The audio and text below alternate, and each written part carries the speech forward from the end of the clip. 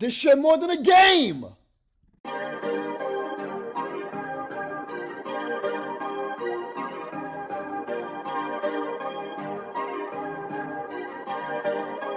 Perfect.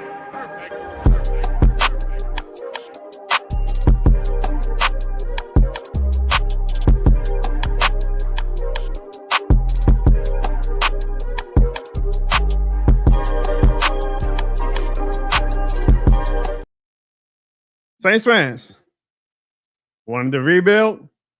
Rebuild here now. And rebuild is here. We asked for a rebuild. We're getting a rebuild.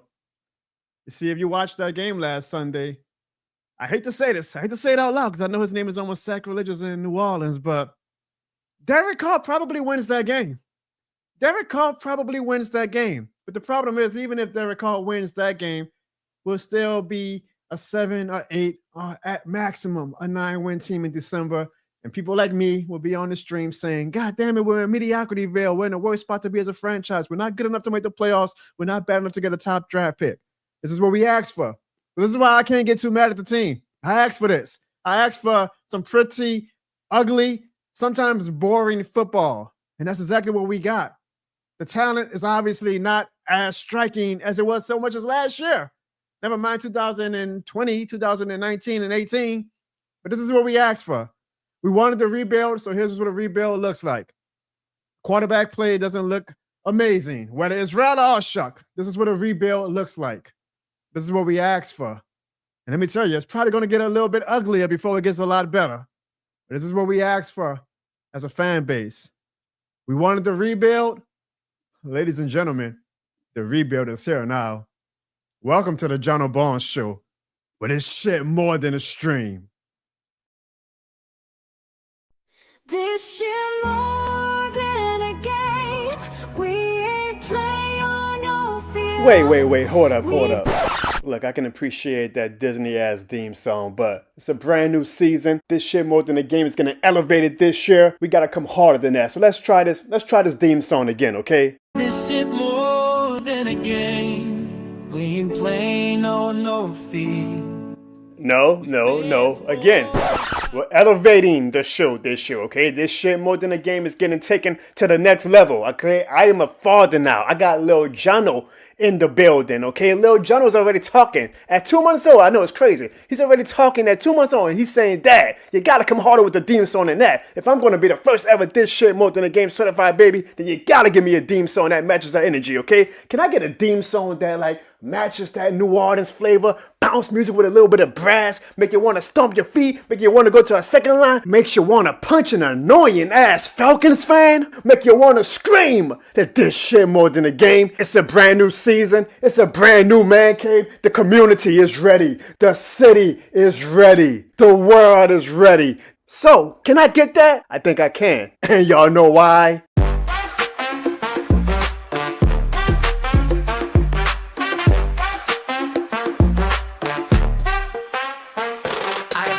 From the stands, I'm invested. Every loss served like a lesson, we tested. Front porch talk turn to Sunday confessions. From dome to the block, it's all one connection. From Eric to Drew, Alvin to Cam, talk down on my squad. Boy, I be damned. I rap for the ones that never got fame, still yelling loud. This shit more than a game. Cause y'all know why. This shit more than a game. It ain't no lie. This shit more than a game. You know that's right. This shit more than a game. And y'all know why. This shit more than a game. Now I got Lil John sitting on my knee, teaching them young what it mean to believe. This bigger than scores, it's what we became. He gon' know off top, this shit more than a game. Clarissa in the back giving me all types of stress, but deep down she know the husband the best. She knows he's crazy, she know he's mean, but she know the kid 100% New Orleans. And y'all know why, this shit more than a game. It ain't no lie, this shit more than a game. You know that's right, this shit more than a game. And y'all know why, this shit more than a game.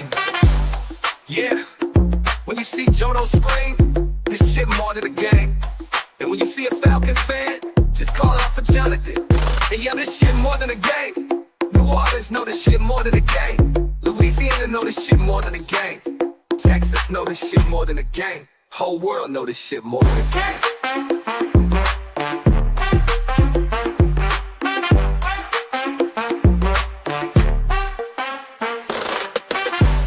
Y'all know why. This shit more than a game.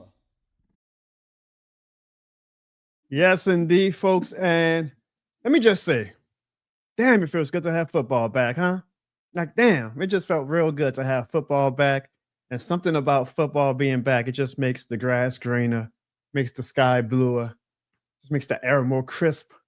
It just makes everything so much better. So all the faults of the New Orleans Saints. And even though ESPN wants to speak on behalf of Saints fans and say, oh, they're not excited about the team. Man, you could kiss my ass with that. I was excited about Saints football this past Sunday. And I'm excited that football season is back. And I think even though we know that it's probably going to be a bit of a bumpy season, it is going to be one hell of a season. And the great thing about our New Orleans Saints show is even when we are rebuilding, even when we are projected to be a pretty bad team, boy, do they keep us on our toes, right? Because even as at times that game was pretty boring, and I was like, yeah, well, this is probably what we're in tune for this season, just like a boring type of season. Some games are going to be a little bit more action-packed than others. The team always does this to you, right? Going into the fourth quarter, we were like, oh, boy, let's just get this loss over with. Until the final 2 minutes when Rattler suddenly turned into the Patrick Mahomes that some of these fans think he's going to be and made the game very, very interesting. And it made it actually one of the better finishes of week one. And week one in the NFL in total had a lot of great games. So for our game to be one of the games that had a pretty exciting finish, for a team that's projected to be only a 3 or 4 win team, you cannot ask for more. You can ask for a win technically, but you cannot ask for more. I can't ask for more than a super chat already from the king of the super chats, Brute Saint. Let me get the air horns. He simply says, this shit more than a game. You're damn right, y'all. Let's start off the official start of the 2025 NFL season of the John Harbaugh Show edition and leave a this shit more than a game in the chat right now. Be like the great Brute Saint. I tell you what, y'all, here's the goal for tonight. If we get 5 super chats, y'all, if we get 5 super chats, I'm going to show you guys, especially for y'all who are true to the John Harbaugh channel, a never-before-seen skit that just simply didn't make it to the public. It made the cutting room floor. I know you guys are probably like, damn, John, we thought that we saw every single bit of content that you did. Not always. There are some things that do hit the cutting room floor. And so now to say, you know what, it's week one. I think the vibes are strong, even though we lost. Then we're going to have a pretty good audience tonight. Shout out to over 150 people watching across all platforms right now. So I'll do them a favor. If they give me the 5 super chats, and honestly, $20 is probably enough for me to show you guys. So I'll think about it. But if we get the 5 super chats, and let's get those likes up, by the way, y'all. Let's get those likes up. I will show you guys a never-before-seen skit. I mean, I probably should have told Bruce Saint that before he did the super chat, because he could have just left like 5 $4 super chats and gave me the same $20 super chat with the 5 totality of super chats to see the never-before-seen skit. But if you guys want to see a never-before-seen skit, need some super chats. Let's start the show off right the way I see you all in the chat right now. And I see even some Falcons fans. And that is great. I am actually very excited that the Atlanta Falcons fans are in the chat because, boy, Falcons going Falcon, huh? Falcons going Falcon. Took them week one. It's a long season. I know Falcons fans, I ain't got to come in and say, yeah, but Michael Penix looked real good, and we fought tooth and nail with the Tampa Bay Buccaneers, and we feel real excited about our future of our team going forward. I don't care. Y'all had a lead. Y'all blew it. Y'all had a chance to tie. Young Wade Cool only mixed game-winning field goals apparently against the New Orleans Saints. Like I always say, the Falcons are going Falcon. Y'all, we have a lot to talk about tonight. The New Orleans Saints are 0-1 after losing 20-13 to the Arizona Cardinals in what wind up being an actually pretty exciting game, all things considered. But the main thing from that game, you know, if you want to look at it in a vacuum, is that second to last play when we had a shot to go to overtime.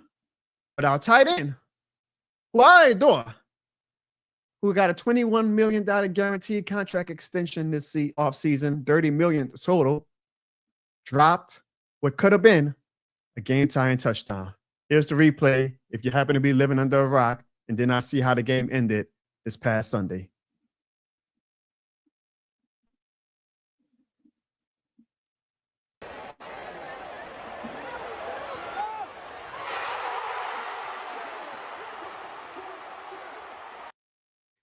Now, to be fair, That was a pretty tough catch. And to also be fair, that was a hell of a throw by Spencer Rattler. I know that there's some Spencer Rattler cult members who think that I'm against Spencer Rattler. That was a hell of a clutch throw by Spencer Rattler. We will be having a totally different conversation right now if Juwan Johnson catches that pass.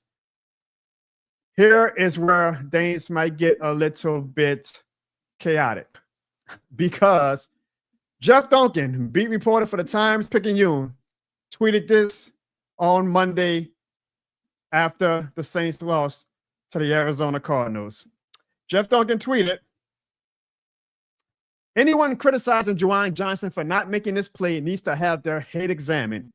That was an amazing effort and incredible, well-timed defense by Jaden Thompson and Budda Baker, who combined on the breakup. Bang, bang, play. I know Jeff Duncan isn't necessarily the most popular Saints beat reporter in the city, but I actually adore him. I actually have 2 of his books. I think he's a good writer. I think he's fair, but I also think right now he is wrong as hell. Because one thing for a Saints beat reporter to kind of like wag their finger at fans and tell us how we got to react. Let fans react how they want to react.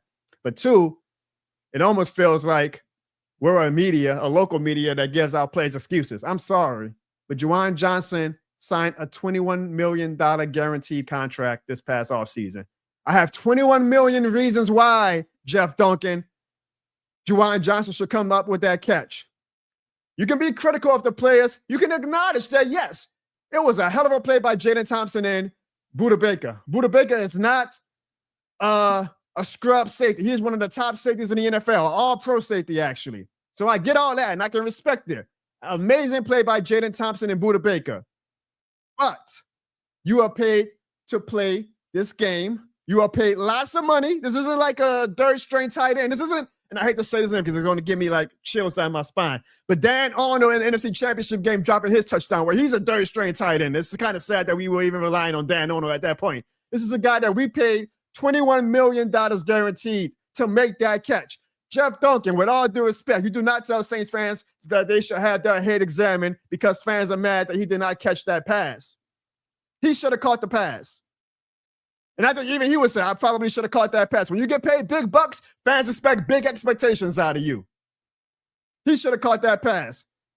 I want to know how you guys thought, what you guys think about that. Now, I will say this, but the fans too, like, of course, there's always fans who take it too far, going to at least mentions, even their wives mentions, and we know that Juwan and his lovely wife, Shannon, technically Instagram influencers and TikTok content creators, so people were probably going in their mentions, being all personal, disrespectful. Yes, no, we never condone that. I never condone that. But a fan is allowed to criticize that player. As good of a player as it was by Budda Baker and Jaden Thompson, a fan is allowed to criticize that play. So I want to know what you guys think. In the chat, let me know. We get to some of these comments. It was an incredible week 1. It was an absolutely incredible week 1. The Saints played a part in that being an incredible week 1. Man, we had the classic game like the Bills and Ravens. Man, did y'all not love that game? The Bills and Ravens, did y'all not love that game? Then Monday night was exciting. It wasn't exciting as the Bills and Ravens, but Minnesota coming down from 11 points with JJ McCarthy in his first game in Chicago, his hometown, to come back. Incredible week. It started off with the Eagles being the Cowboys in an actually pretty good game. I was actually like, wow, the Dallas Cowboys are actually giving. Say his name and he appears. I believe it. The Cowboys. I believe in the Cowboys. Cause they love them in London and Paris and Tokyo, America, Scotland and Canada and Mexico. They say, I believe in the Cowboys. I believe in the Cowboys. Oh my God.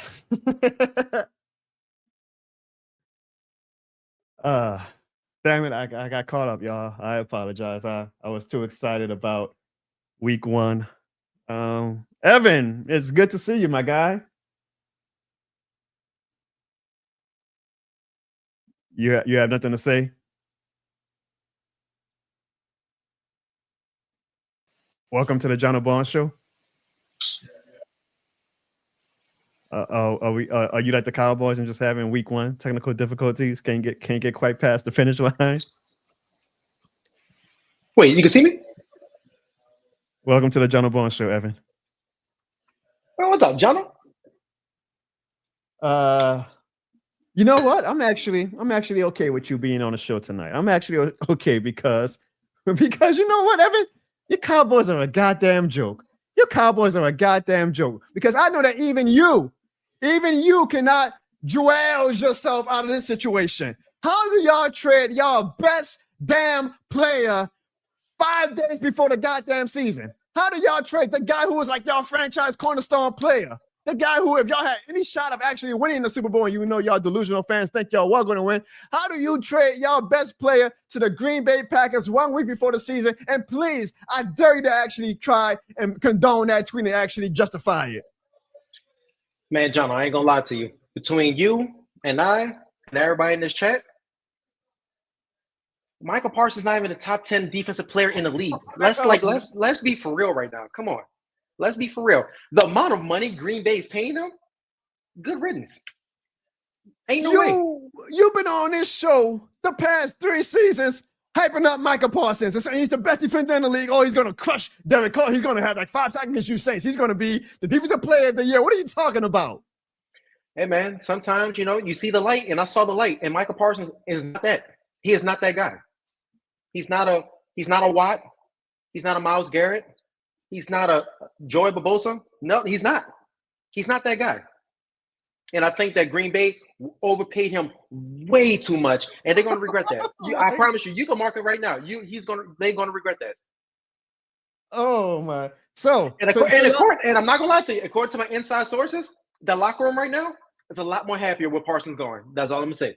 I ain't gonna say where I heard it from, but that's all I'm gonna say. It's a lot. So Micah Parsons was the problem, man. That's the reason why y'all just couldn't never get over the hump. It was the top 5 defensive player in the league, huh? Hey man, he's not worth the money. That's all I'll say. He's not worth it. Would you say that he was worth y'all having last Thursday when y'all lost to the Dallas Cowboys and when y'all lost to the Philadelphia Eagles? So let's talk. Can we talk about that game right quick, John? Yeah, we can talk about that game. Yeah, come on. Show me your delusion. Delusion. I'm gonna tell y'all one thing. If the Cowboys' problem is CeeDee Lamb dropping a pass to win a game, then I kid you not, we're going far this season. If that's the problem the Cowboys had going against the defending champions on the last play, and we just dropped the ball, oh my, we're going far this season. That's all I'm gonna say. Because that defense and offense, come on. Make this up. You can't make this up. You really can't make this up. Evan, we was going back and forth with the defender champions. Come on, Jono. The Saints would get blown out by the Eagles. Let's call a spade right now. Evan, you more damn wishy-washy than a goddamn laundromat. I mean, come on, dude. All that hype for the past few years you were giving Micah Parsons, and now he was a locker room cancer. Now, he really doesn't make that much of an impact on the field anyway. Do you believe the bullshit that comes out of your mouth? Sometimes, I don't know, for some reason, sometimes, in the big stage, the ego get inflated. It might get a little too big. You might, start walking around with your shoulders high thinking you that man. And deep down inside, you're really not that man. And that's what happened with Michael Parsons. It happens to players, okay? It does happen. Playing for a great franchise like the Dallas Cowboys, his ego was up here, and is literally down here. So it happens. But look, I'm not trying to shit on Michael Parsons. Best of luck to him. I wish him well for Green Bay, but it was good riddance. I think the Cowboys became a lot better team than that. Yeah. You can make that argument when y'all actually utilize the draft picks that y'all got for him, but you don't lose Micah Parsons and say, oh, we're a better team tonight. No, maybe in the future.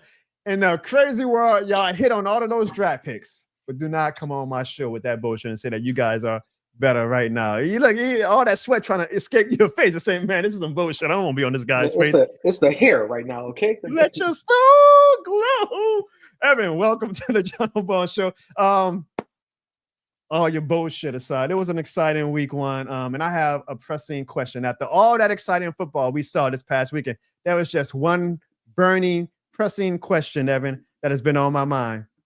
How do you feel about Taylor Swift and Travis Kelce being engaged? Man. It is one of the best things to happen in the NFL. I tell you that. Look at that, man. That is, if you want to talk about beautiful American couple, that's the image right there. Yeah, I was excited too, man. That's just when you knew that the football season was back and it was going to be a special season for NFL fans. I tried to draft Travis Kelce in all my fantasy leagues because I was like, he better be my first round pick right there. That boy Evan trying to get that Swifty stimulus package. Ev, it's been a while, man. So welcome back to the John Harbaugh Show. I don't know if you noticed or not, but I had a baby. So that's when that happened. Yeah, a few months ago. I know that Hey, Jono, how come Juwan Johnson couldn't catch the ball like that? How you holding that baby? we'll get to that in a few. We'll get to that soon. Okay, my fault. You know, my baby Evan was actually born while the NFL Network was playing the NFC Championship game in the Super Bowl that the Saints won, right? Now that's the last time Saints fans was happy.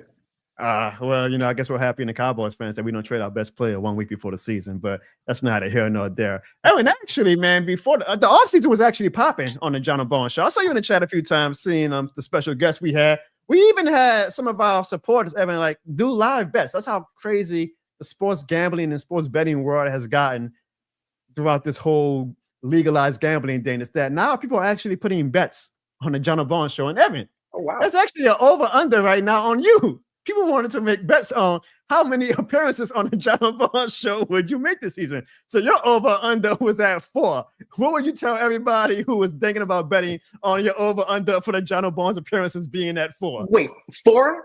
4? 4. Who bet the over? Because I'll make sure it's under. I'll make sure. I had it as a wash. I said I think he's going to be right at number 4. We had Sean at 3, which at this point, I mean, 3 might be way too high of a number to give his ass. And Ziggy at 10. He's got 1 under his belt now, but you know, I think we might be on the unders for each and every one of y'all. But I do think you might be at.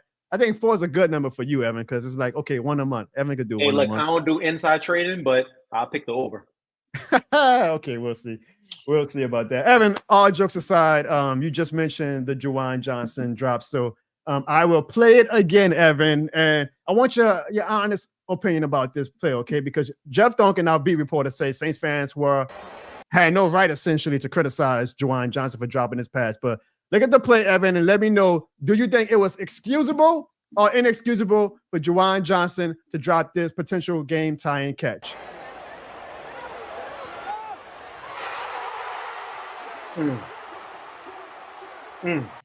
So, I mean, look, it's an incredible play by the cornerback and safety, right? Like, I give the Arizona Cardinals all the props in the world. But there is usually an old school rule that if the ball touches the hands, you got to come down with it. So I think he should have caught it, Evan. And I'm not like mad at him or anything like that. I do think when you sign a $21 million guaranteed contract extension, yeah, your expectations and your performance barometers go up. So I'm going to criticize him, but I'm not also, you know, going to go too hard on him because it was an incredible play by the Arizona Cardinals. But how do you feel outside of your New Orleans Saints bubble? Do you think Juwan Johnson was excused for dropping that pass, or do you think it was inexcusable? I'm gonna go with inexcusable but not because of the play reason. I'm gonna go inexcusable on Spencer Rattler to depend on Juwan Johnson to actually make that catch. You got your best players, Chris Olave, and you have Brandon Cooks, and you decide to go to Johnson? Out of all people, the TikTokers, Johnson? Johnson is like a big body receiver. He was actually having a pretty good game up until this point. Like, unfortunately, you can't take away that play, but take away that play, Juwan Johnson was our leading receiver this past Sunday. And that explains the state of the Saints. When Juwan Johnson is your leader for receiving. That's fair, actually. That's fair. I agree, because I think that which what makes it worse for all fantasy football heads, he led tight ends in scoring this week. No way. What makes it worse? He was tight end 1. Juwan Johnson. Juwan Johnson Was not tight end 1 this week. Look it up. Depends on your league scoring. Had more. Depends on your league scoring. Juwan Johnson. But no, man. Juwan Johnson. Go ahead. Hey, as a receiver, and we just gave y'all just gave him plenty of money, right? Give him like $30 million for like 3 years or something like that. And look, he has. Last time I checked, he has working hands. Ball touches the hands, you got to catch it. I agree. So it's just but Rattler should never put him in that position though.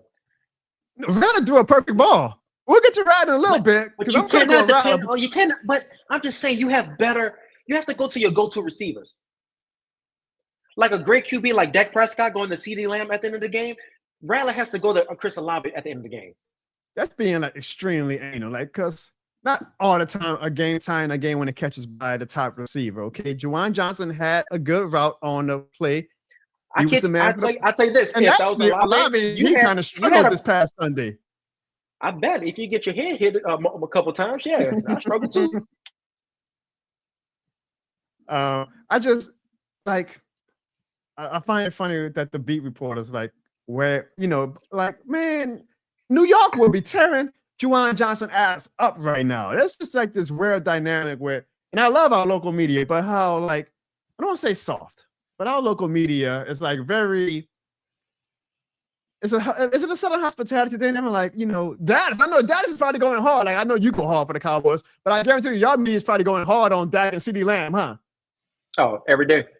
Exactly, because it's professional football. So when our media come on and say, "Oh, the Saints fans, take it easy on Juwan Johnson," y'all shouldn't be critical of that, man. Come on, man. I'm sorry, Jeff Duncan. I love you, but get out of my face with that. Get out of my face with that. And I think it does have a point because the Saints was rated the worst team in the league. So for y'all to even be in this position, that's a good thing for y'all. Slim South says Juwan Johnson is getting paid big dollars. He's got to make the catch. Slim South also says the same way CeeDee didn't make the catch. Yeah, speaking of, CeeDee didn't make the catch. That's like the saying of somebody winning the lottery. It never happens, but it does. Okay, so that's all I say about that. Yeah, we'll see about that. But all that to say, hopefully Juwan Johnson can redeem himself this upcoming week. He had a good game overall, but Juwan Johnson, you're getting paid the big bucks now. You have absolutely got to make those plays. Before we get to our next segment where we speak about Spencer Rattler and our rookie head coach and see how we feel he did in his rookie debut as a head coach, I want to give a shout out to all of the people who left super chats the past 2 weeks. So to the king of the super chats, my guy, Bruce Saint, I can't believe I'm saying this, to Atlanta Falcons fan, Juddy. Evan, you even left the super chat. Wow, Evan, I can't believe that. I want my money back. When I did that. To my guy, Ziggy, to Easy E, to my homie Royce, to the great Carl Dunn, to Wes Schaefer, who was a big Holt DeMayo fan who tuned in last week, to Sam, please forgive me if I'm botching your name, Sadazar. We even had a super chat, Evan, from Dennis Allen. I'm putting an asterisk because I haven't confirmed if that was Dennis Allen or not. He's probably got more important things after the Chicago Bears defense put upon the fourth quarter last night to do and leave a super chat to me. But to all of you guys, this shit more than a thanks. And again, y'all, if we get 5 super chats tonight, Evan, I am going to play an exclusive skit that hit the cutting room floor that never made it publicly on the John Harbaugh Show. We got 1 super chat right now, which was a $20 super chat, so I almost feel obligated to still play the skit that never aired regardless. But if we get to 5, guaranteed, Evan, your hair looks nice. You ain't got to keep checking it. Guaranteed, we will play the uncut skit that never made it to the public domain of the John Harbaugh social media channels. Now, Evan, it was a pretty good game, all things considered, from the New Orleans Saints, given our state as a franchise. You talk about Spencer Rattler, you get on him for throwing the ball to Juwan Johnson, but that ball was pretty good placement, right? Spencer Rattler ultimately did not have the most exciting game. As you can see with his stats, wrong picture, he was 27 of 46 for 214 yards. Now, the key to that is, Evan, he was only averaging 5 yards essentially per completion. I ain't gonna get it done in the NFL, but either way, 27 for 46 yards for 214 yards and 29 rushing yards. So I ask you, Evan, and I ask everybody in the chat right now, if you could grade Spencer Rattler's performance this past Sunday, what would you give it? Evan, what would you give Spencer Rattler's performance? I'm gonna have to give it a D at least. A D? Wow. What makes you give it a D? Well, one, Spencer Rattler's not a quarterback to throw 46 times in a game. I'm gonna start right there. The Saints didn't even throw the ball 46 times last season. The most y'all threw in one game was 42 times. Okay. Secondly, I feel like Coach Moore did not put him in a position to succeed, to actually win the game. He didn't play. I feel like he didn't play the Rattler strengths whatsoever. I think he didn't play to the Saints' strengths whatsoever. Well, what would be? Now, I want to say that because we're going to grade Kellen Moore in our next segment, but what exactly is Spencer Rattler's strengths that you want him to play to? RPO. Use the legs. I mean, he's not bring him on the outside. I mean, he's not that fast, but he's fast enough. Come on. I think Spencer Rattler my grade, Evan, would be a C. I think he was fine. He wasn't good. I know a lot of fans are going to argue with me. Oh, he was good. I mean, we must have a different definition of what good quarterback play is. But he wasn't bad. He was fine. He was solid. He was average. No touchdowns, no turnovers. He was fine. It's funny because I know you're not on social media like me, Evan, but you cannot so much as say Spencer Rattler could have put a little bit more touch on the pass without some of his cult members coming at you and cursing you out, calling you all types of names. My mention is still, I mean, they've been responding 48 hours later, Evan, to like a second quarter tweet. I'm like, game day tweets, y'all, like after 24 hours, they become invalidated. Like, okay, what I say in the second quarter might not even be relevant by the third quarter. Like, it's game day tweets. It's supposed to be in the heat of the moment. I'm not mad with, like, if somebody wants to say, oh, old takes exposed, what a bad take it was. But some of them are still coming at me as if I didn't compliment him in the fourth quarter when he started playing well, which to your point, Evan, I think his strength is a fast-paced hurry-up offense. Because whenever we play a fast-paced hurry-up offense, that's when he suddenly seems like he takes that monkey off his shoulder and he kind of like exhales a little bit and says, I got nothing to lose. Then we start slinging that thing. Now, I will say I'm pretty sure the Arizona Cardinals probably played a little bit of prevent and softer zone coverage on those final drives. That is why Rattler started looking much better those final drives. But either way, momentum is momentum. And I'm excited to see what he does next game against the 49ers. Now that Kellen Moore has tape on him and can say, okay, we kind of see what works with Rattler. We see what doesn't. I'm going to do this rant one last time. To these Spencer Rattler cult-like members, it is okay to criticize him. It is okay if somebody like me does not think that he is going to be the franchise quarterback of the future. He is, and it's not all fair to him, but Evan, the F in the NFL does not stand for fair. He is 0-7 as a starter. I'm sorry. This is a cutthroat business. Eventually, you got to turn chicken shit into chicken salad. I've said like 1,000 times now. You got to turn chicken shit into chicken salad. And last year, these cult members in my mentions were saying, but wait till he gets McCoy back. Wait till he gets Olave and Shaheed. Now these same people was in my mentions have been saying, but look who he's throwing it to. He's throwing it to Olave and Shaheed. He needs more help. Y'all were just saying last season that he needed Olave and Shaheed. I've never seen a player get this much of a rabid fan base with no data to go off of it. I can see it like a Zion Williamson cult because, we know Zion Williamson, when he flashes, like, God damn, Zion going to be a top 5 player. Rattler has shown nothing for these guys to come at me every goddamn time I tweet about Rattler and say, F you, Jono, and you the N-word, and you a B, and you a C. And I'm like, God damn, is this Spencer Rattler's like family burner accounts or something? I said he was fine. I didn't say he was garbage. I actually believe, Evan, that Spencer Rattler's floor now, his floor is a backup quarterback for like 10 plus years, which is good for a 5th round quarterback. It's a hell of a career. I actually still want the Saints to invest in Spencer Rattler going forward, even if he winds up not being Kellen Moore's guy. Like if Tyler Shuck is the guy, if we draft the quarterback, whatever. I think Rattler is good enough. I think his attitude is great enough that we can make him like a long-term investment. Same with the Chicago Bears invested in I forget his name, Tyler Bagley or whatever his name is, even though Caleb is their guy, they're like, we got a good backup that we can utilize. I think Rattler can play that role, that Chase Daniel role for the New Orleans Saints. That's his floor. That's a compliment to him, Spencer Rattler stands. Like saying a 5th round quarterback could be a good backup for 10 plus years. That's a compliment. It's also a compliment to say he played fine. I didn't say he played garbage. I didn't say that man has no future in the NFL.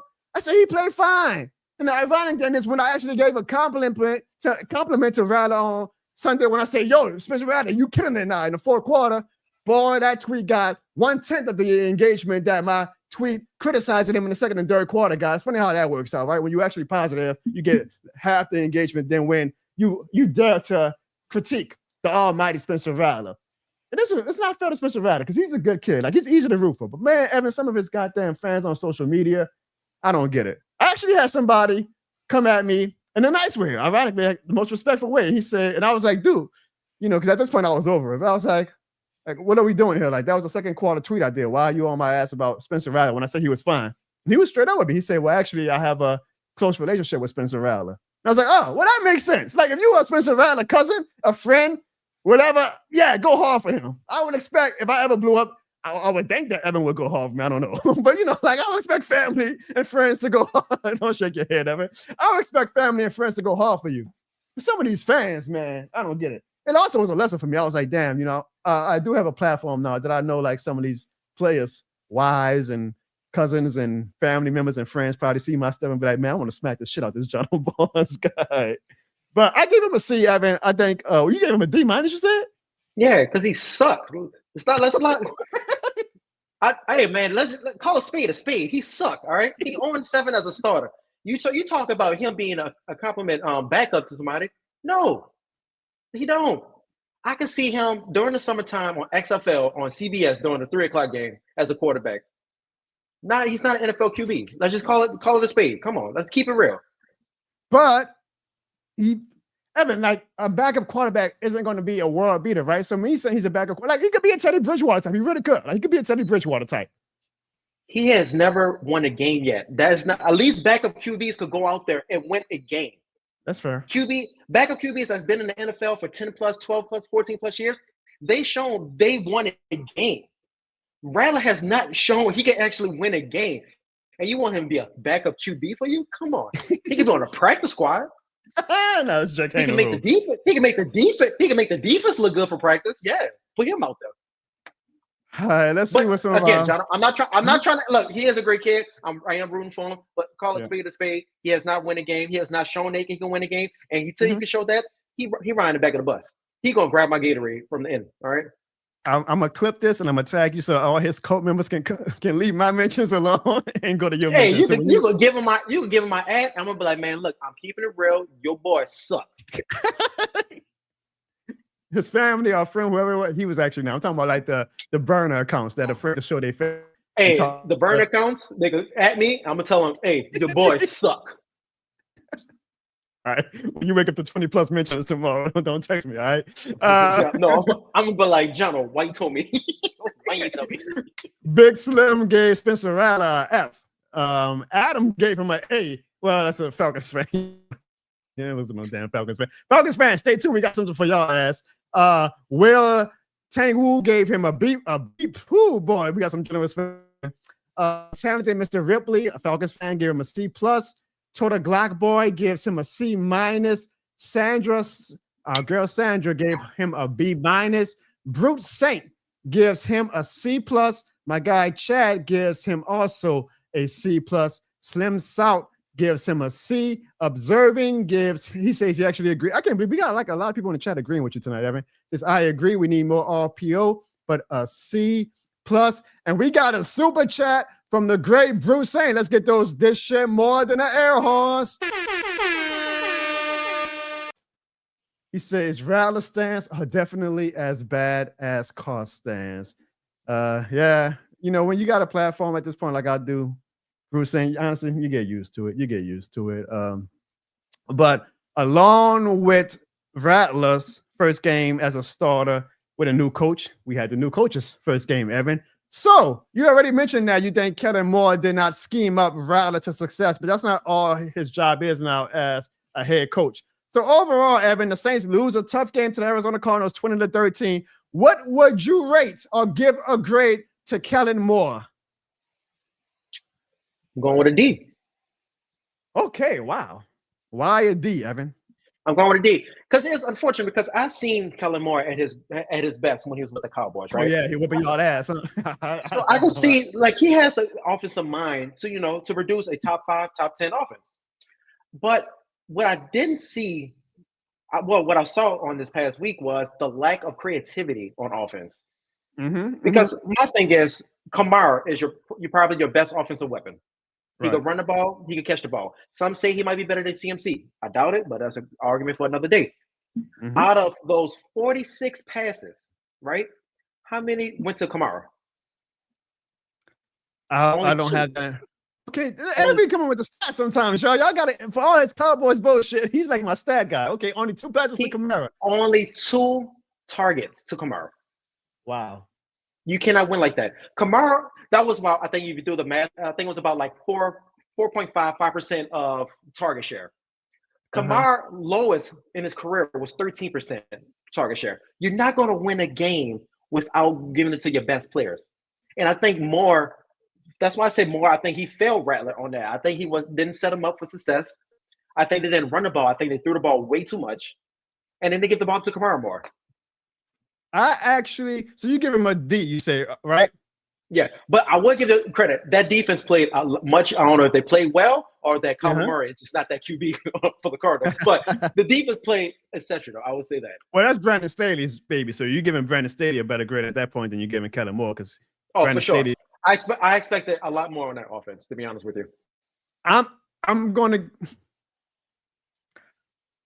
give Kellen Moore a C-. I do think that his play calling left a little bit to the imagination that could have been. But I also think that, to me, Evan, it feels like he doesn't have any trust in Spencer Rattler yet. Like the end of the first half when he saved all those timeouts because apparently he didn't trust Spencer Rattler for a 2-minute offense. And so the Arizona Cardinals were like, okay, we're just going to bleed the clock and get a last-second score. To me, not only does that show a lack of trust in Spencer Rattler, that shows rookie coaching pains because that is coaching malpractice. I say it on Twitter. I say if that was Dennis Allen, we would have been putting, nailed his feet to the cross for that type of coaching malpractice. But he still has that new car smell, so we're going to be a little bit more graceful. And everybody in the chat, let me know what are y'all grades for Kellen Moore in his first game. What grade would you give Kellen Moore? A, B, C, D, or F? Let me know in the chat what grade would y'all give Kellen Moore. Evan gave him a D. I am giving him a C-. There were some plays that were like real nice plays, and I'm like, I see the vision, Kellen, but I need to see it more consistently. And now that he has the data on what Spencer Rattler thrives at and what he struggles at, I'm hoping to see a more efficient and more exciting, let's say that, a more exciting offense this Sunday against the 49ers because you know what works for Spencer Rattler now. And if Spencer Rattler's your guy, Kellen Moore, trust him. Like, come on, man, what are we doing? Like, you drafted Tyler Shuck with a top 40 pick, but you still put in Spencer Rattler. But you say, oh, Spencer Rattler's my guy. This is not like a damn well, I'm just throwing him to the wolves and letting Tyler Shuck learn for another month before I put him in. Like, if you trust Spencer Rattler, stand 10 toes down on him, man. Because right now it seems like Kellen Moore could be a little wishy-washy. Like, what does it do? Like, is Shuck your guy? Is Rattler your guy? Like, who do you believe in? Like, we're still learning what Kellen Moore's traits and his personality is. We're still learning, like, the times that he lies. Like, we knew Sean Payne lied a lot to the media and fans. We're still learning, like, what his persona is.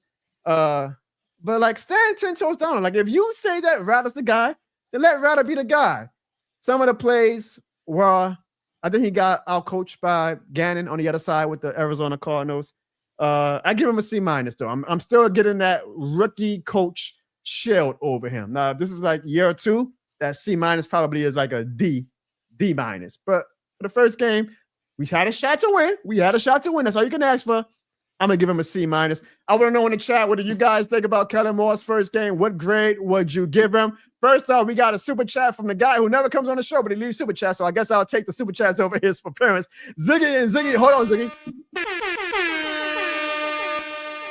Ziggy, the actual this shit within the game, Air Horns misses you.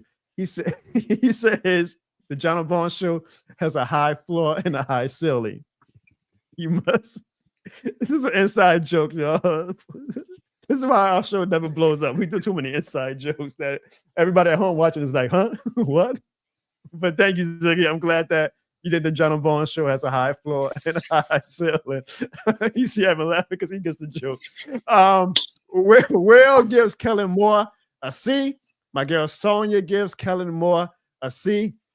My guy Chad, who is one of the people who watches and actually comments while watching on Twitter, appreciate you, Chad. He says, for me, one of the most glaring things was the damn penalties. Exactly. That's a big damn. We had 11 penalties, I believe. That, boy. Like I said, if that was Dennis Allen, boy, his feet would be on the cross right now. But Moore gets a C from me. I think Chad is like me, where we still got that rookie head coach shield protecting him a little bit. So we're grading him a little bit on a curve. Let me try to catch up to some of these other comments. My girl Sandra gives him a C- as well. Says he had poor clock management. Slim South says C-, but he is a first-time head coach. Ziggy actually left a super chat earlier, and he left a $5 super chat. And he didn't leave anything. I guess he maybe forgot to leave a comment like you did 2 weeks ago, Evan. But it seems like the consensus is that everybody's giving Kellen Moore a C. Total Glock Boy says Mickey Loomis gets an F-. Well, we ain't talking about Mickey Loomis right now, Total Glock Boy, but I appreciate that. But all things considered, Evan, after that first Saints game, if you are a Saints fan, if you weren't like a bandwagon, a Judas-ass Cowboys fan, how would you feel as a Saints fan after that first week? Man, it's going to be a long year for y'all. That's all I say. Ooh, it's going to be a long year. Yeah, well, all right. That's fine because we knew that was going to come. The good thing though, man, is that I want to send a message. If we still got some Falcons fans in the chat, because I know they were getting their jokes off. So Evan, let me just make myself the main person right quick. I got a sincere message I want to give to the Falcons fans, because I know you guys are getting your jokes off. You guys say, "Oh, you guys are going to be horrible this year," and I can't necessarily argue with that. I cannot necessarily argue with that. But I will say this to the Atlanta Falcons. I'm actually give you guys a compliment. I know y'all Saints fans, you might want to cover your ears. Make sure your eyes are open. I got to give the Atlanta Falcons a compliment, especially to their fans, because the performance by the Atlanta Falcons Sunday was absolutely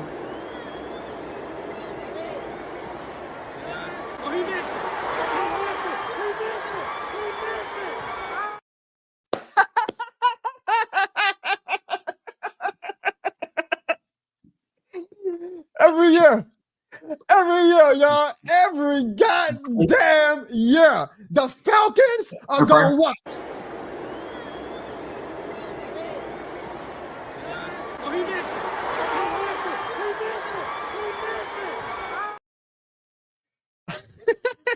Hey, everybody, leave in the chat right now. Falcons gone Falcon, because let me tell y'all something.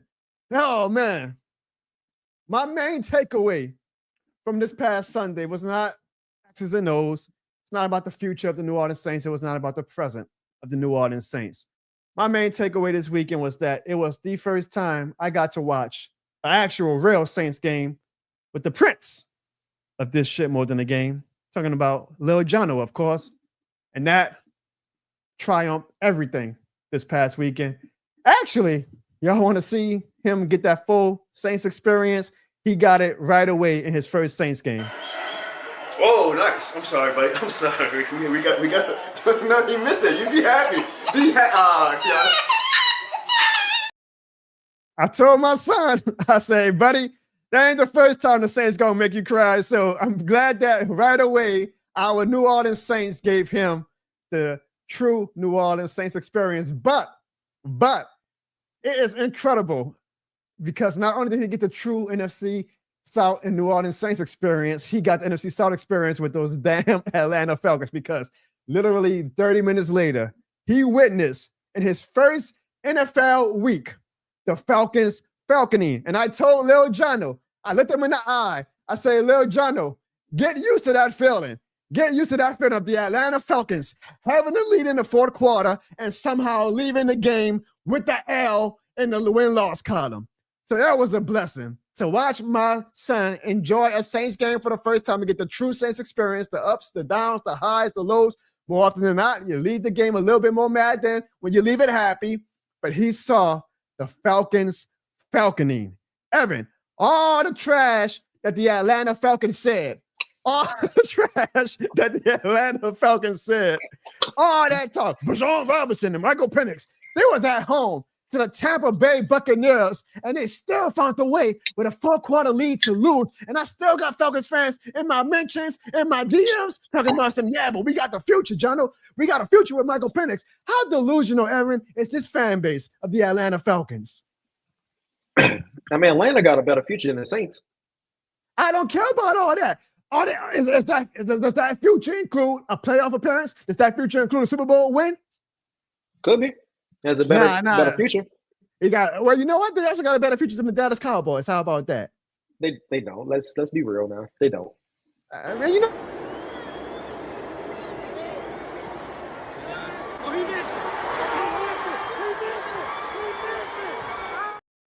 Boy, young way, cool boy.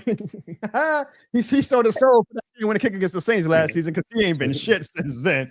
He showed dead. And I heard, if you're in Atlanta right now, order Uber Eats, he might be your driver. That's what I heard. It was so good to watch my son witness the Falcons choke for the first time, will be many times in his hopefully long life as a football fan. Now, Evan, along with that, the Buccaneers got I'm sure the Buccaneers fans are probably like, this is the greatest goddamn division of all time. Like, because they saw the Saints lose, they beat the Falcons. It's only week one, but also, Evan, the Carolina Panthers got that ass stomped by the Jacksonville Jaguars. So, Evan, how do you feel about the NFC South after week 1? I mean, it's Tampa Bay to win it, to be honest with you. I think that's the only team that looks, I guess, that can compete against the other teams in the NFC. Because Carolina they look bad. Bryce Young looked like he was a rookie all over again.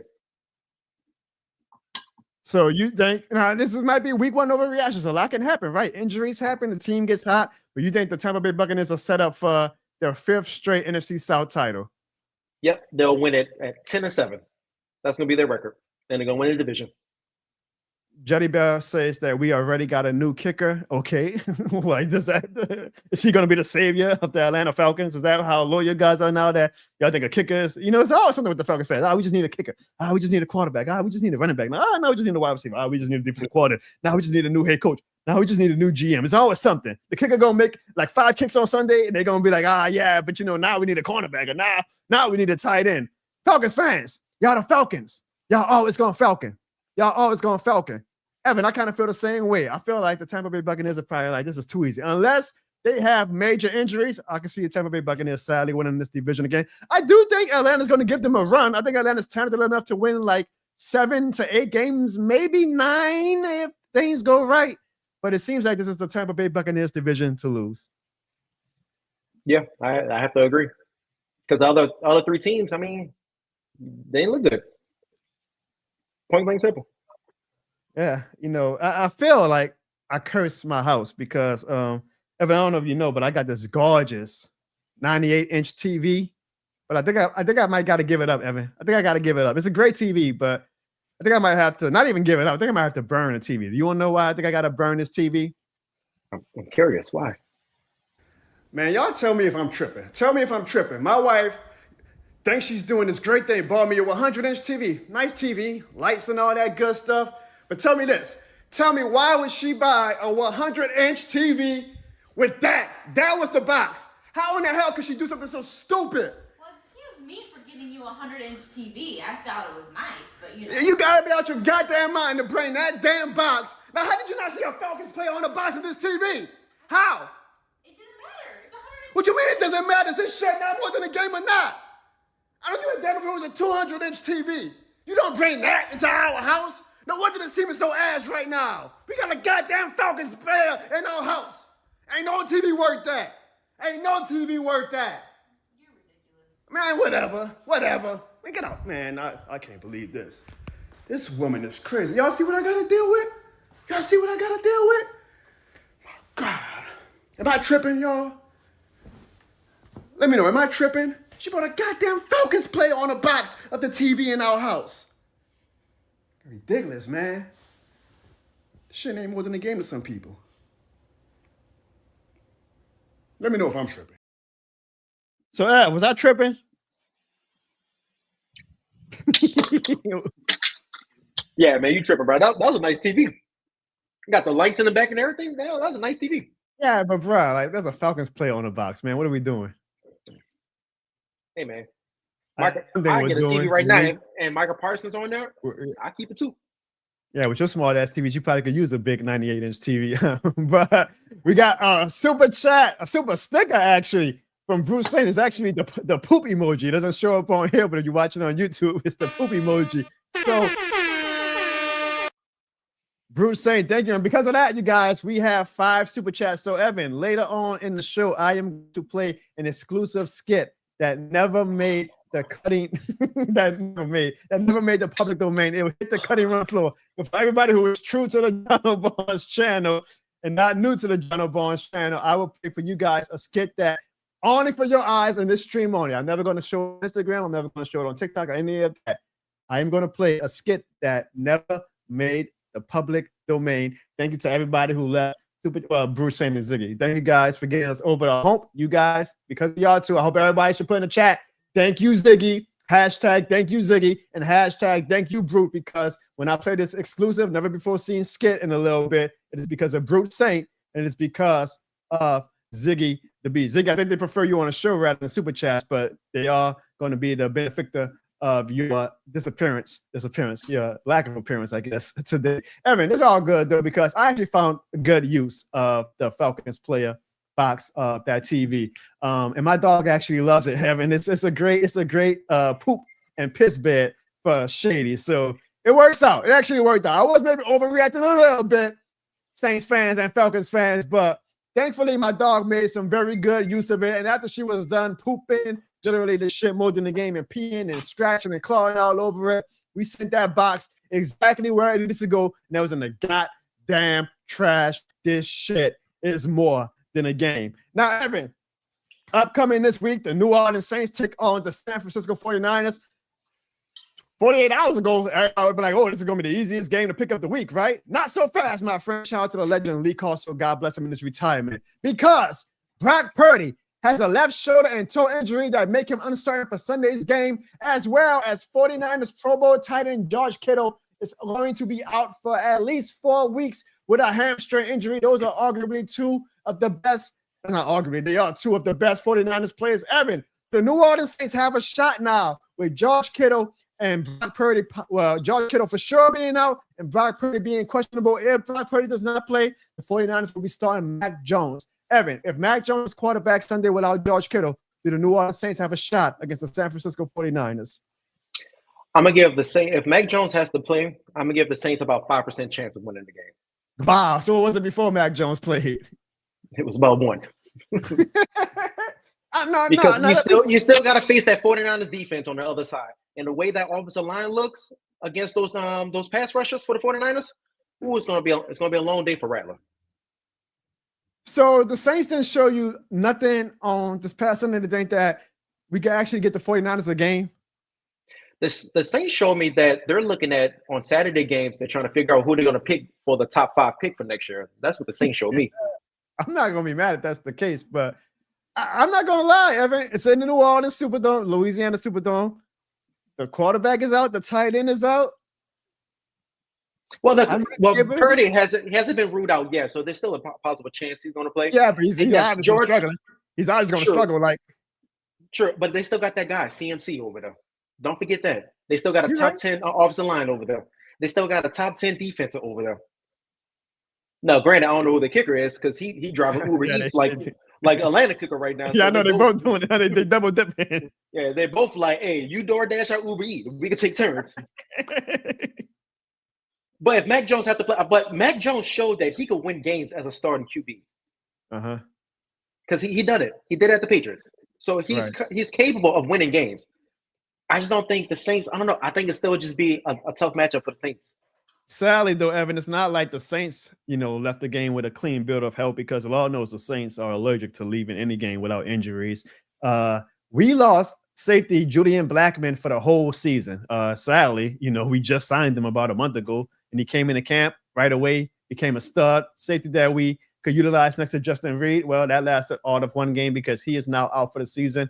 And Fuaga, Evan, our right tackle, is out. Well, he's not out, but he struggled mightily, Evan, Sunday. And he eventually left the game because he was struggling bad, and it seems like his knee is a lot worse than the team is laying on. So I would hope that the team is going to be cautious and say, nah, this is not the type of season to be having players gut it out and try to force themselves to play, especially with how bad Fuaga looked on Sunday. So we are out. We are without Julian Blackmon, and we will possibly, more than likely be without Fuaga, not only this Sunday, but maybe for a while as well. So the injuries are already coming for the Saints as well, Evan. So it ain't like we got the depth. And I'll give you one thing. You're right about our talent level. It's not 2018 anymore. I will say that. So do you think those injuries are going to be detrimental to the New Orleans Saints? Something about the city of New Orleans and NFL and Pelican players. I don't know what's in y'all water. I don't know what are y'all doing. I don't know. Maybe Bourbon Street. Maybe it's the food. I don't know. But y'all are some injury-prone people. Jesus Christ. Every single year, somebody always gets hurt. I see why Tyrann Mathieu in training camp was like, shit, I ain't doing this again. I'm done. I want to say I'm done. So Blackmon's like, all right, cool, I'll play. And then next thing you know, Blackmon on the side like, damn, Matthew, why you ain't tell me? All right. You can't make this up, bro. As our great producer says, Evan, you literally cannot make this up. So I guess, Evan, when it comes to your pick for Sunday, you're going with the San Francisco 49ers. I'm gonna have to. And I think that's gonna be my survivor pick for this week as well. I see. Here's the thing. Even if I go with the 49ers, I actually don't think I'm that confident in them to pick them as like my guarantee of the week, because I can see a world. I mean, I know you might say, oh, you're biased. You know how low I am on the Saints, but with Kittle out and with Purdy out, I can see a world in the Superdome. We're at home, where the Saints come away with a win. The Cowboys play the Giants. Do you guys come back and get a win after a tough loss to the Eagles last Thursday?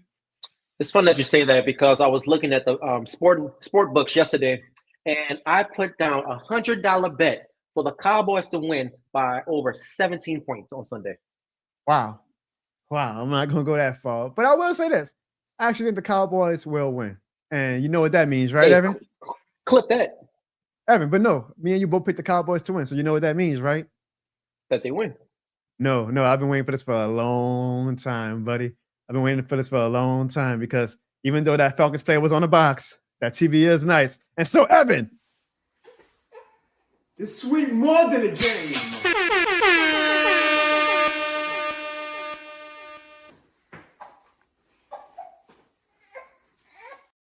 it's back, baby.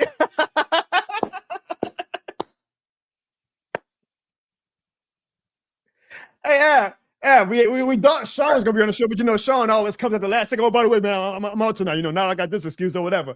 Right, you see Clarissa and the TV recording. Hey, you know the Rams though, they play the Titans. Who do you think will win between the Rams and the Titans this week? Hey, the Rams look pretty good this past week. I give them that. They did look pretty good. I think I go with the Rams. I go with the Rams too. You know what that means? It's sweet more than a game.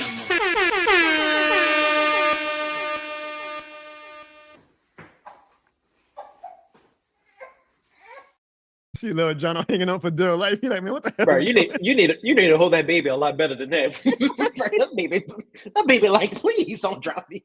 Man drops baby for a lame skit. The Times picking you headline the next day.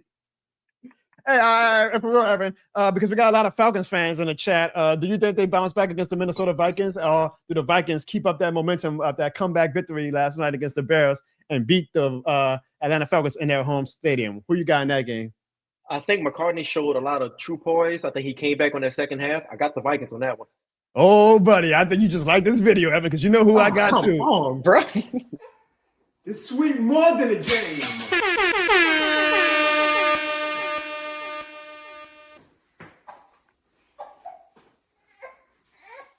The great thing about this new one, Evan, is that there's something to notice every time. That you should notice. Shady was like, man, what the hell going on? This is annoying ass. It should be a great week 2 of football. Oh, we got another super chat from the guy. Easy E. Hit this shit more than the game. Air horns, and we. Easy E says, I ain't stressing over the Saints this year. This shit more than a game. We're going to have to be patient and realistic over the way the team builds over the next few years.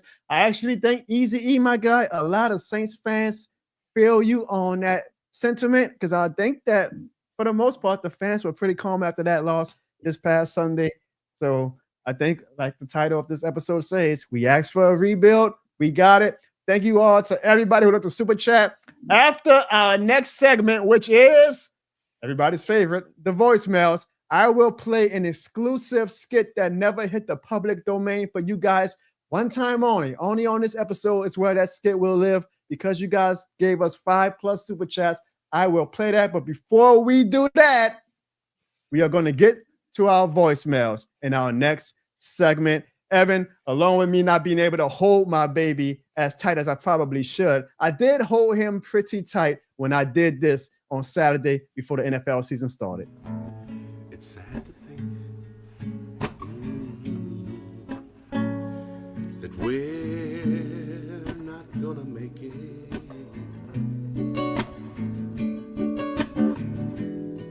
And it's gotten to a point where we just can't fake it.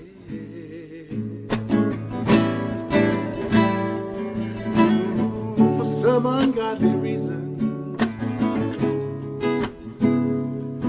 we just let it die.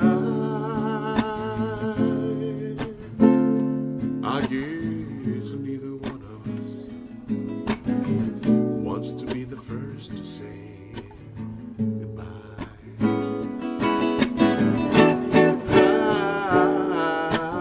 I keep wondering what I'm gonna do without you.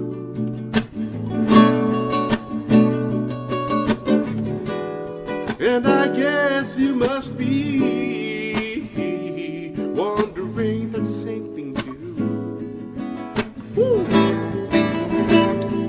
So we go on together, living a lie.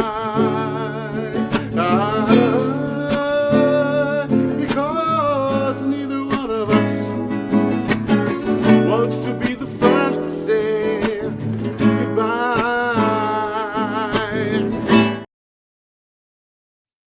That was a tough decision. But unfortunately, the little man, he's this shit more than the game certified. He knows my one weakness. He came back with a this shit more than the game onesie, which you can buy at www.thisshitmorethanthegame.com, by the way, folks, for the lowest price of $28.03. And I was like, all right, little man, damn, I'll let you watch Saints football with me. But he's on thin ice, Evan. I'm going to just say that. He's on thin ice. Evan, we only got 3 voicemails, but we got voicemails. And so, are you ready for the voicemail? I know this is your favorite segment. I know this is the only reason why you came on the show tonight. Because you say, I want to hear these. As long as I'm here, I don't have to hear that one person, man. That's all I ask. Well, let's see, folks. Ladies and gentlemen, these are our voicemails after week 1 of the 2025 NFL season.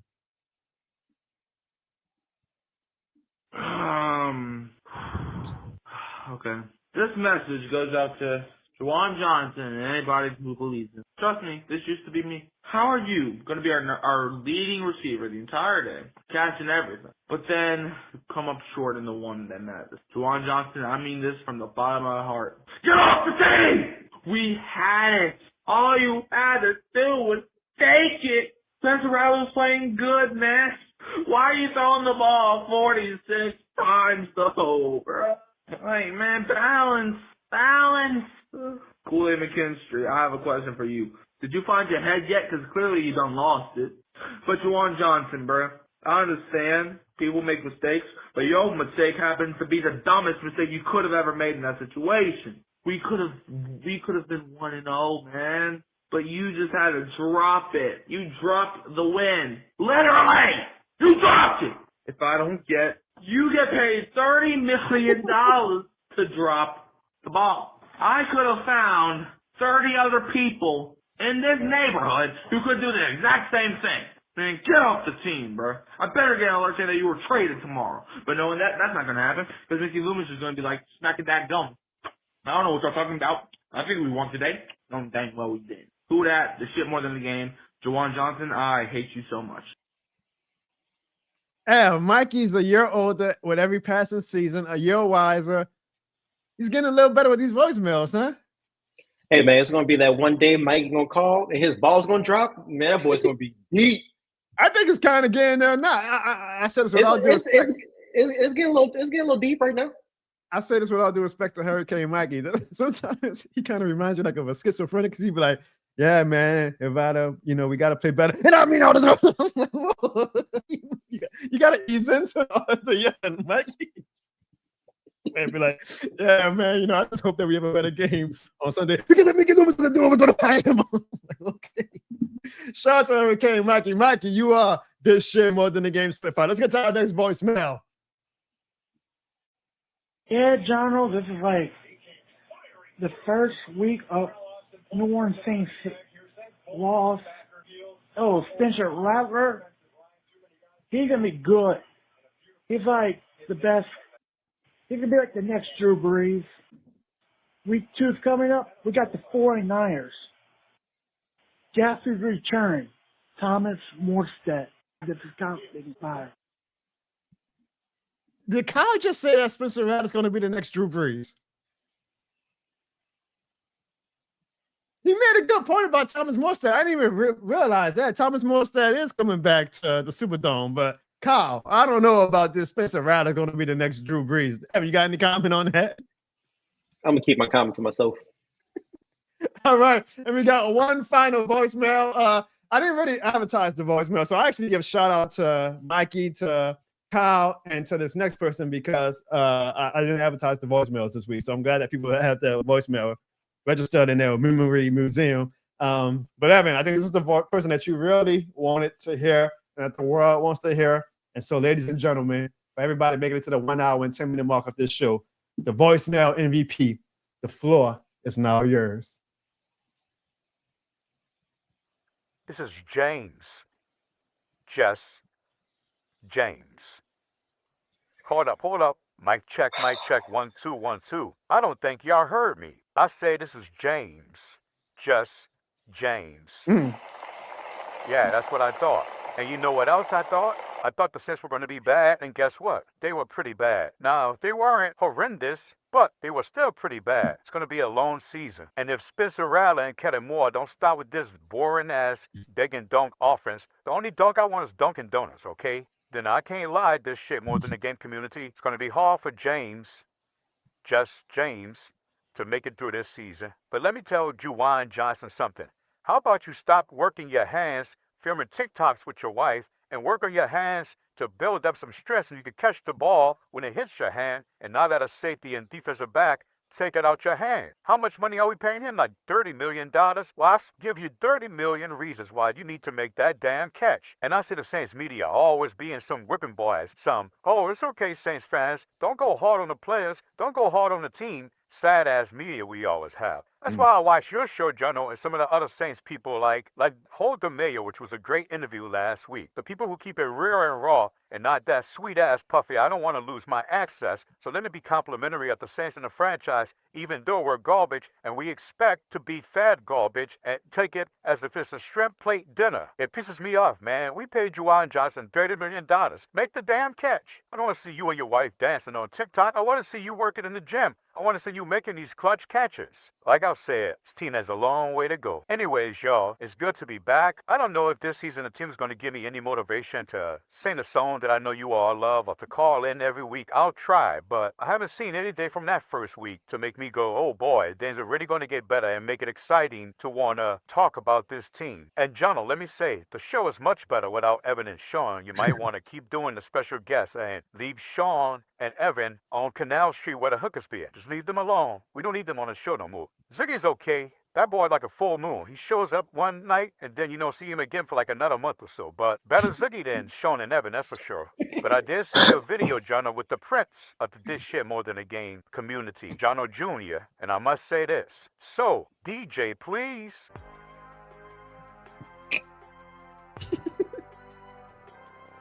As I walk through the valley of the shadow of death, I take a look at my life and realize there's nothing left. Cause I've been blasting and laughing so long that even my mama thinks that my mind is gone. But I ain't never met a man who didn't deserve it. Be treated like a punk, you know that's unheard of. You better watch how you're talking and where you walking, or you and your homies might be lying in chalk. I really hate to trip, but I gotta loke. As the crook, I see myself in the pistol smoke. Fool, I'm the kind of G the little homies wanna be like on my knees in the night, saying prayers in the street life. I've been spending most of my life living in the gangster's paradise. We've been spending most our lives living in the gangster's paradise. We keep spending most our lives living in the gangster's paradise. Keep spending most our lives living in the gangster's paradise. Yeah, that was for your baby, Jono, because he's about to be officially in the gangster's paradise. With this side-ass team, at least he's earning his stripes early. Hey, Miss Barbara, please answer my DMs.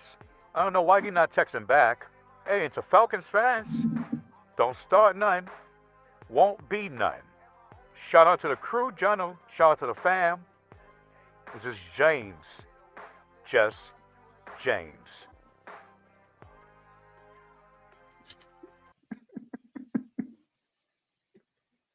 Oh, wow. Was it? He said, "On my knees." Like he's saying prayers in the street. Like,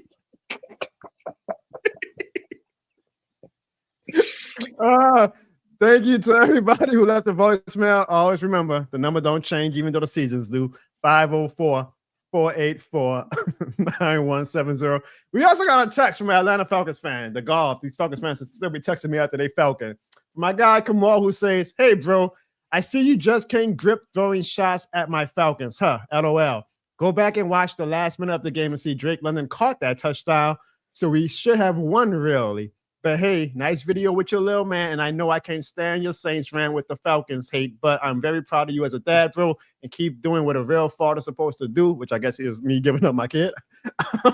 Let's hope y'all Aints can get a W, as in at least one win this season. And then he sent me this photo of Michael Thomas doing the chopper style video with Aints. I'm gonna tell him what Atlanta Falcons fans told us after the 2018 NFC Championship when it comes to Drake London caught that touchdown. Apparently, get over it. Get over it.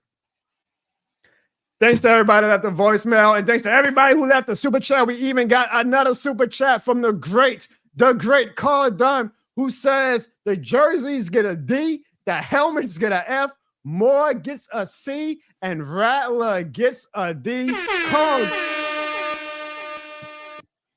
Carl Dunn, you are this shit more than the game certified. Evan, what you thought about those? What you thought about those uniforms on Sunday? Did you like them? I actually liked them. I thought it was nice. I thought it looked nice. I actually think it would be. I think the gold helmet would look better with the gold jerseys, right? Am I tripping? No. We're like 0-6 with those black helmets, by the way. So I kind of agree. Throw them bitches exactly. away. The helmets get an F. The helmets get a goddamn F. Carl, you get an A for the super chat. Thank you, everybody, for your engagement in the voicemails, the text messages, the chat tonight, all that good stuff. Because we got over 5 super chats, I told you guys, and I am a man of my word, I'm going to show you guys a skit that never made the public domain of the John Harbaugh Show, the John Harbaugh channel, the John Harbaugh TikTok, the John Harbaugh Instagram, the John Harbaugh Twitter, all that good stuff. But to set up that skit, what I first want to do is show you a skit that did make the public domain this past Sunday. I'm surprised. You're in this state. The game's about to start. You're calm, feeding him. Hey, we know the Saints aren't expected to be that good this year. This is actually like a positive about being a non-contender, is that we can chill this year. We could be, and especially you be getting a little too emotional sometimes. I mean, geez, huh? I'm gonna be chill this year, calm. No need to act like the game's a life or death. It's gonna be cool. We can finally, as a city, as a fan base, just go into each game calm, cool, collected, with no emotions. Buddy. Buddy, you're the only emotion that I have. Oh no! Catch the ball! Catch the ball! They paid you $21 million to catch the ball! It was in your hands! It was in your hands! What? You're scaring the baby! That baby out there! What the hell? Catch the ball! Catch the... How did you drop that? How did you drop that? How did he drop that? My kid would have caught the ball! My kid would have caught the damn ball! Oh no! I hate this team. I hate this team. I swear. I hate this team. Now, Evan, that video was very successful on Instagram and TikTok, but did you know there was actually another version before that video that never saw the light of day? I hope it stays that way. Well, not anymore, because we got over 5 super chats. So let me show y'all how the mind of John Harbaugh works. Sometimes I have these concepts, if you will, that I sit on, and I'm like, yeah, you know what? I just never find the right time in my heart to post it. But because I wind up doing this skit, we took the time to do it. I said, I hope to show it to somebody one day. I said, you know what? If I get 5 super chats tonight, I'm going to show it. We got over 5 super chats. So let me show y'all what that skit that y'all just saw could have been if I would have posted it 4 weeks ago like I was intending to do in the first place. I guess you're getting ready for preseason, huh? This shit more than a game. Wild about preseason. Baby, it's preseason, man. Can you chill out? I'm a father now. I ain't got time for no dang preseason extravaganza or anything like that. Chill out, okay? Yeah, I've heard this before. What am I talking about? She crazy. She crazy. Come on, man. Make the throw. Man, come on. What are you doing? What are you doing? Just preseason, huh? What? You know that shit more than a game. You know that shit more than a game. Shut that damn baby up.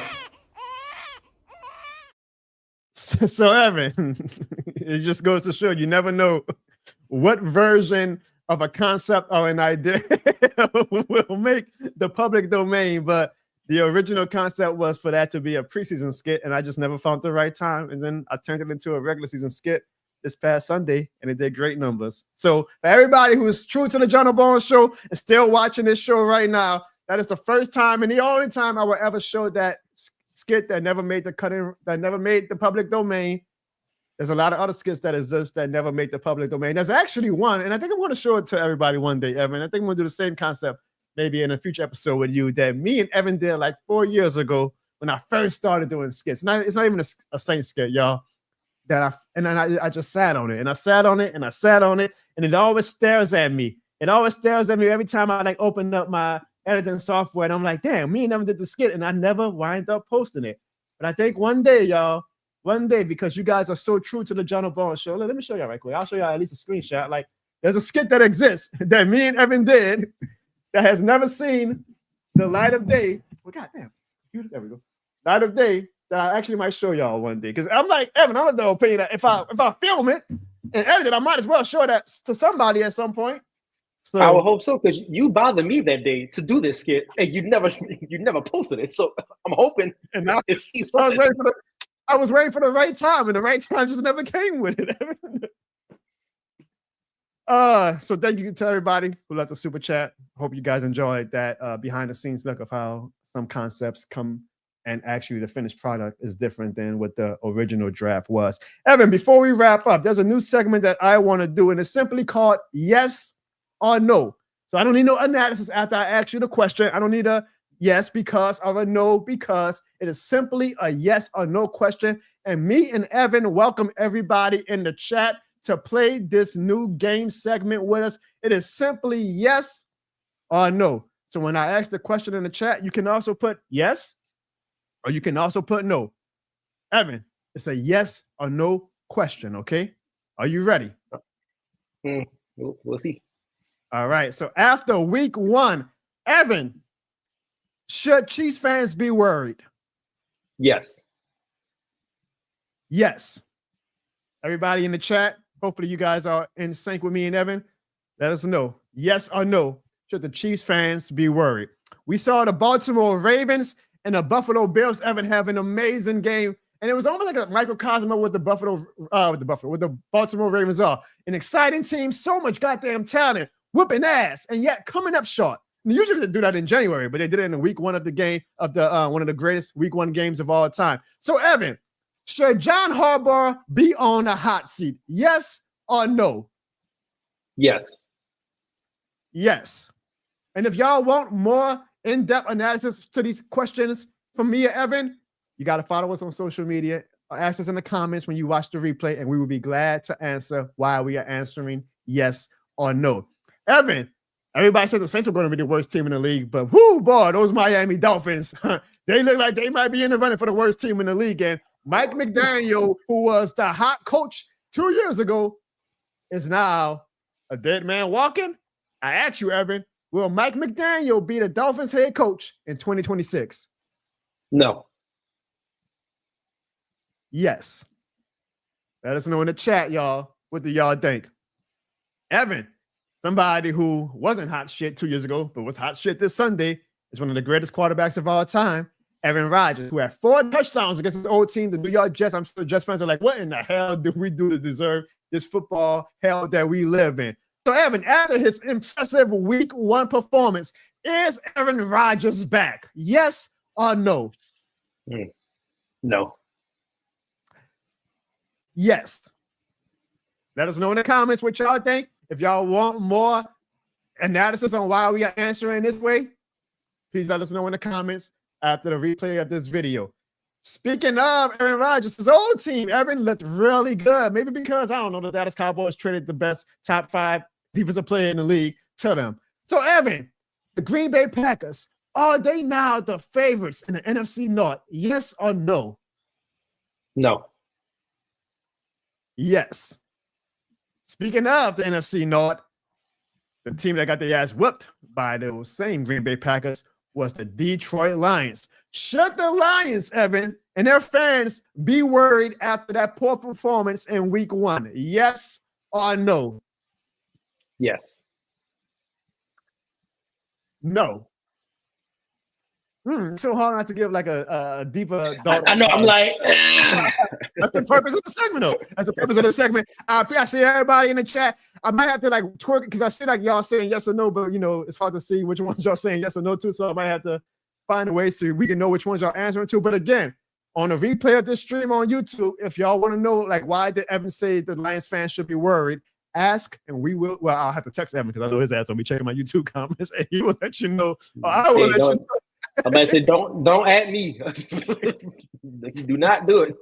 Let's keep it in NFC North. After that great game last night, the Minnesota Vikings came back from down 11 points to defeat the Chicago Bears. Evan, JJ McCarthy had a rough start, and everybody on Twitter was writing him off after one half. And then he said, yeah, how about that, huh? Is JJ McCarthy, Evan, the real deal? Yes or no? No. Yes. And let's keep it in NFC North one final time. On the opposite end of that field, Caleb Williams, who's supposed to be this great, one of the top generational prospects of all time. He started off hot, kind of finished simmering down a little bit last night. Even with Ben Johnson now as his offensive coordinator / head coach, he threw for 0 touchdowns, but he did run for 2 touchdowns. Evan, will Caleb Williams eventually be an all-pro quarterback? Yes or no? Yes. No.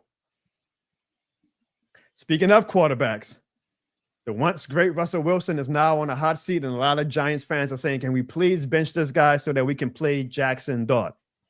Brian DeBoer came out yesterday and said, no, Russell Wilson is still our starter. But Evan, should the New York Giants bench Russell Wilson? Yes or no? Yes. Yes. And finally, Evan, it's the commercial that shook the world up.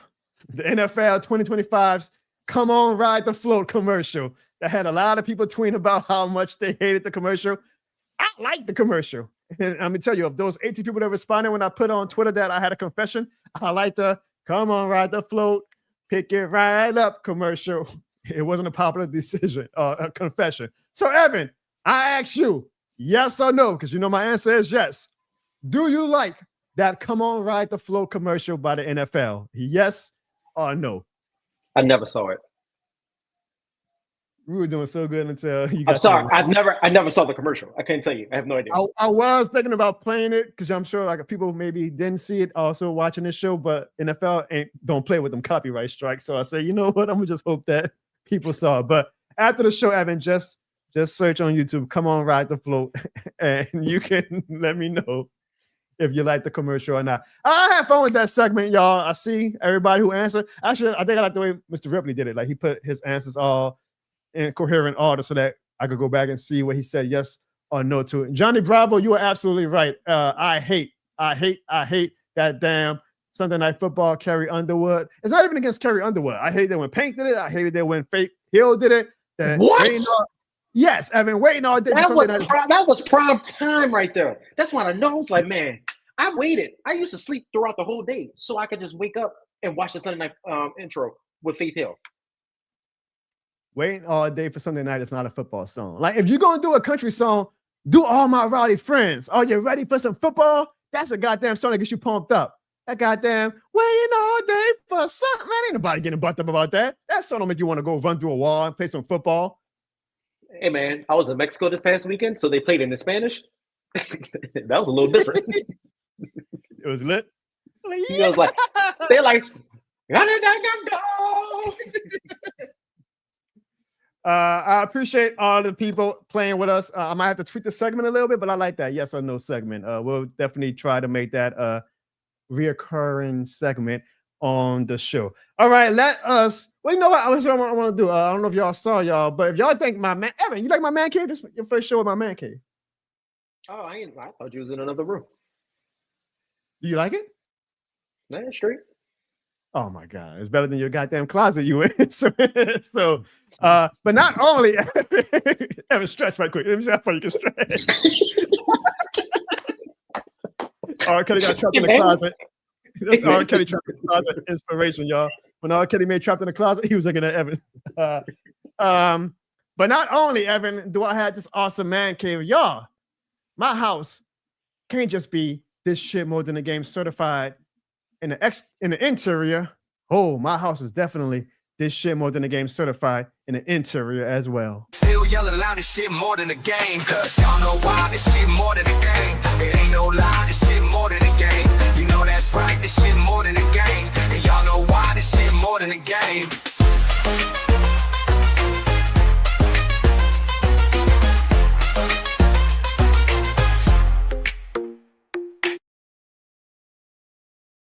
Yes, indeed, y'all. What a great show we had tonight to kick off the regular season of the NFL season. We appreciate Evan for joining the show tonight. We actually thought we were going to have a full house, but y'all know how it is by now with the John Harbaugh show. They come when they come, they don't when they. It's almost a miracle we got Evan on the show. We actually were going to do our Super Bowl picks, and I might as well, even though two of them didn't show up, we'll still do it. Evan, Sean picked the Eagles and the Ravens. Ziggy picked the Packers and the Bills. I guess that Micah Parsons trade made him go, yo, this team is legit. I am picking the Commanders and the Ravens. And we made these picks out before week 1. Okay, we're just showing it now, but we made these picks before week 1. So we didn't allow anybody to go and change their picks after the first week of games. So even though I'm like, oh boy, the Ravens, that's a tough way to lose week 1. That could be detrimental to the future of y'all season. I'm going to still go with the Commanders and the Ravens. I believe in Jalen Daniels, actually, Evan. I think they might go on a crazy run. They're not going to be dominant, I think, Evan, the Commanders, but I can see them getting hot in December and January and going on another crazy run. And you, Evan, oh, Evan, your Super Bowl pick was the Cowboys. This was after the Micah Parsons trade too, y'all. The Cowboys and the Bills. So, Evan, I ask you, who's going to win your Super Bowl prediction between the Cowboys and the Bills? So, you might think I'm bullshitting, but after that second week of that preseason game, I went out, had a couple drinks, had a good time. Went to sleep that night. It felt like a dream, but really it was a vision. And I was like, Cowboys and the Bills in the Super Bowl. There's a minute 37 left. Bills just scored. They gave the ball to Dak Prescott. And guess what happened, Jono?